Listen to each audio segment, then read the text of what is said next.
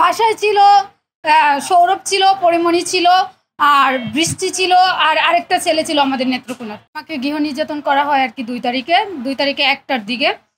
ওইখানে সামান্য বাচ্চার খাবার নিয়ে ইস্যু করে যে আমাকে উনি মেকআপ রুম থেকে মদ পান করা অবস্থায় এসে, নেশাগ্রস্ত অবস্থায় এসে আমাকে নির্যাতন করে। উনি বাচ্চার 2 ঘন্টা পর পর সলিড খাবার দিতে হয়, কিন্তু বাচ্চাটার যে খাবার আমি খাওয়াইছি 2 ঘন্টা হয় নাই, 2 ঘন্টা হইতে 20 থেকে 25 মিনিট বাকি আছে। ওইটা নিয়ে বাচ্চাকে কেন আমি দুধ দিলাম, তো 2 ঘন্টা হয় নাই যেহেতু, এটার জন্য আমি দুধ দিতে গেছিলাম। পরে এই নিয়ে আমাকে মারধর করছে, যে এমনভাবে মারছে যে মাথায় তাপড়াইছে, আমি নিচে পড়ছি আর উঠছি।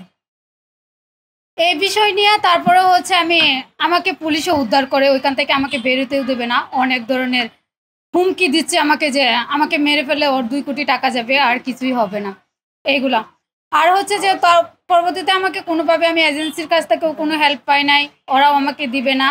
তারপরে আমি নিরুপায় হয়ে 999-এ ফোন দেওয়ার পরে আমাকে ওনারা এসে উদ্ধার করার পরে আমি ওইখান থেকে বেরিয়ে কর্মিটোলা হসপিটালে যাই রিক্সাওয়ালাকে নিয়ে।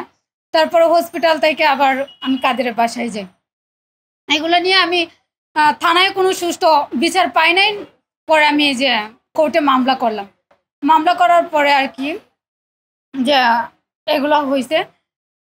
আর এখন আমার এই বিষয় নিয়ে তিনটা দাবি আছে, যেটা হচ্ছে, এক হচ্ছে যে প্রশাসন সিসি ফুটেজ দেখে সঠিক তদন্ত করে একটা সুষ্ঠু বিচার দিবে। এটা প্রশাসনের কাছে আমার দীর্ঘ বিশ্বাস যে আমি ভিকটিম, অসহায়, আমি গরিবের জন্য যে আইন আছে সেটা মানুষ, আইন সবার জন্যই সমান, এটা যাতে বুঝতে পারে। আর দ্বিতীয় দাবি হচ্ছে যে কোনো গৃহকর্মীর উপর যাতে এভাবে নির্যাতিত না হয়। একটা গৃহকর্মী অনেক কষ্ট করে, একটা যখন বাচ্চা রাখতে যায় ওই বাচ্চাটা নিজের মনে করে যত্ন করে রাখে। আর তৃতীয় দাবি হচ্ছে যে বাংলাদেশ থেকে যে প্রবাসে যায় গৃহকর্মীরা, ওরা অনেকে লাশ হয়ে বাংলাদেশে ফিরে আসে, ওদের কোনো না করা হয় সাহায্য, না করা হয় কোনো কিছু, নিরুপায় হয়। কিন্তু এই বিষয়গুলো নিয়ে যেন সরকার, এখন উপদেষ্টা যারা আছে সবাই যেন ওইটার দিকে নজর দেয়, আর ওইটা যেন দ্রুত গতিতে একটা আইন। আমার নির্যাতনের সম্মুখীন হইতে হয়েছে, আমাকে তো এক কাজের কথা বলে নিয়ে সব কাজই করাইতো। আমার কথা ছিল যে একটা বাচ্চা দেখাশোনা করার জন্য আমার 2টা বাচ্চা দেখাশোনা করতে হইতো, রান্না করতে হইতো। তারপর হচ্ছে ওর বাসায় সবসময় আতঙ্কতে থাকতে হইতো, কোন সময় কি হয় না হয়, কোন সময় কার গায়ে হাত তুলতে, তার কোনো ঠিক ঠিকানা নেই, না আছে খাওয়া ওইখানে, না আছে কোনো ঘুম। কিন্তু